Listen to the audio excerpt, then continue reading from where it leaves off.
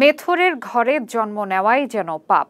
প্রতিনিয়ত তাদের সন্তানদের মেথরের ছেলেমেয়ে বলে তুচ্ছ-তাচ্ছিল্য আর অবহেলার শিকার হতে হয়। গ্রাম থেকে শহর পরিচ্ছন্ন পরিবেশ বজায় রাখতে যাদের ভূমিকা অপরিসীম, তারা আজও সমাজ থেকে একেবারেই বিচ্ছিন্ন। বিস্তারিত প্রতিবেদনে।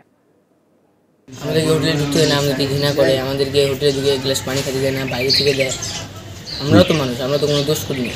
এখনো কত শত বৈষম্য ও বঞ্চনার পথ পাড়ি দিতে হবে জানা নেই তাদের।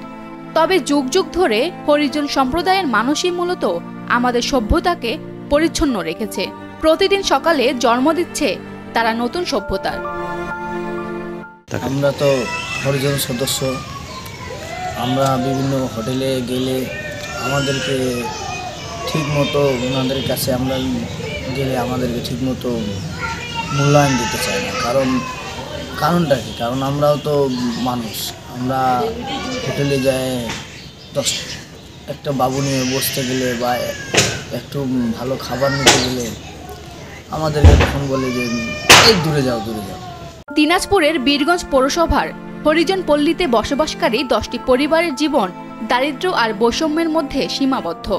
ছোট শিক্ষার্থীরা জানায়, সহপাঠীরা তাদের সঙ্গে কথা বলে না বা একসঙ্গেও বসতেও চায় না।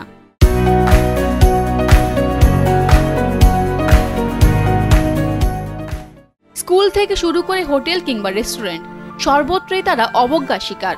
এমনকি এক গ্লাস পানির জন্যও হতে হয় অপমানিত। আমরাও চাই যে সবাই, পৃথিবীর যত মানুষ সবাই যেন এক হয়ে যেভাবে চলতেছে আমরাও যেন সেভাবে তাদের মতো তাদের সাথে চলতে পারি, আমাদের বাচ্চারাও চলতে পারে।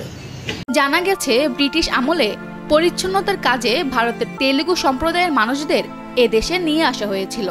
কালের পরিক্রমায় তারা বাংলাদেশের নাগরিক হয়ে গেলেও মৌলিক ও মানবিক অধিকার থেকে আজও তারা বঞ্চিত। বাংলাদেশ রেলওয়ে সহ বিভিন্ন প্রতিষ্ঠানে তারা মাস্টার রোলে কাজ করলেও পেনশন, মেডিকেল ভাতা বা মাতৃত্বকালীন ছুটির মতো কোনো সুবিধাই তারা ভোগ করতে পারেন না।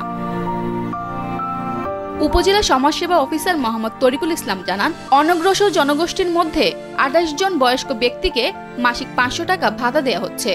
পাশাপাশি শিশুদের জন্য শিক্ষা ভাতা চালুর বিষয়টি প্রক্রিয়াধীন। হরিজন সম্প্রদায়ের মানুষদের সামাজিক ও মানবিক অধিকার ফিরিয়ে দিতে কার্যকর পদক্ষেপ নেওয়া এখন সময়ের দাবি বলে মনে করেন সংশ্লিষ্টরা। পরিচ্ছন্নতা কর্মী হিসেবে নয়, এই মানুষদের সমাজের মূলধারায় ফিরিয়ে আনতে সবার সম্মিলিত উদ্যোগ প্রয়োজন। দিনাজপুর থেকে সোহেল আহমেদের পাঠানো তথ্যচিত্রে ডেস্ক রিপোর্ট, ফারজানা আমিন, কালের কণ্ঠ।